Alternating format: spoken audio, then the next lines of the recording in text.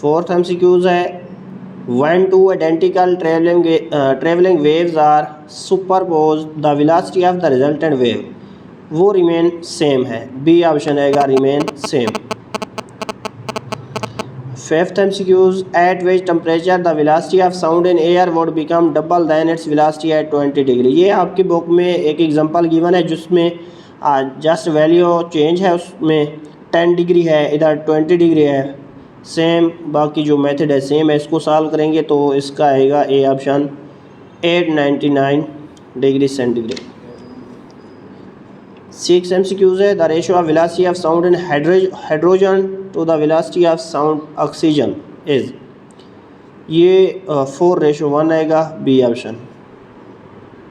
7 MCQs है when two waves travelling through the same medium arrive at the point 180 degree out of phase they give rise to. 180 degree है तो यहाँ पे destructive interference होगी, सी option आएगा। 8th MCQs है a wave which consists of a single non-repetitive disturbance is called, ये कहलाता है पल्स, डी ऑप्शन।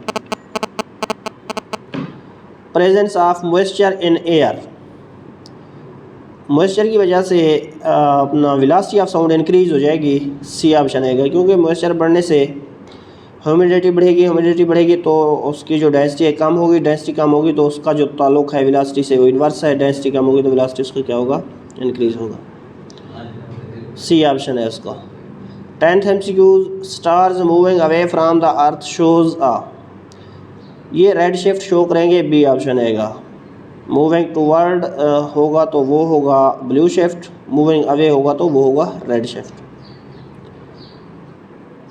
11 MCQs है in vibrating cord the points where the amplitude is maximum, जहाँ पे एम्पलीट्यूड मैक्सिमम हो उसको एंटी नोड कहते हैं, ए ऑप्शन आएगा।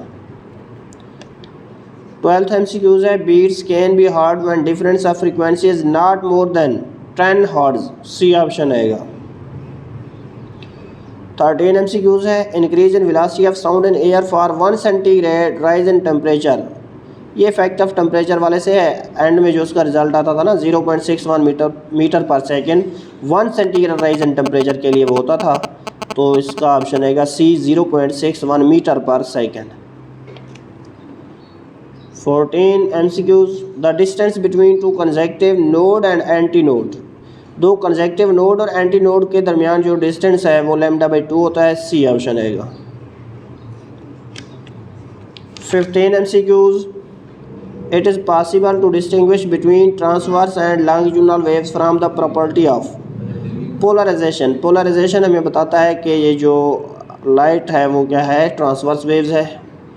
पोलराइजेशन की मदद से हम डिस्टिंग्विश कर सकते हैं कि कौन सी वेव ट्रांसवर्स है, कौन सी लॉन्गिट्यूडनल है, ए ऑप्शन है इसका।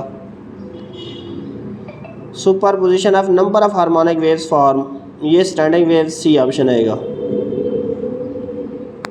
17 MCQs velocity of sound in air at STP is equal to, वो होता है 332 मीटर पर सेकंड, लेकिन यहाँ पे उसने सेंटीमीटर पर सेकंड में लिखा है, तो इसका ए ऑप्शन आएगा 3.32 10⁴ सेंटीमीटर पर सेकंड। क्योंकि पॉइंट को उसने अपना लेफ़्ट मूव कराया है तो 3.32 10⁻² लिखेंगे।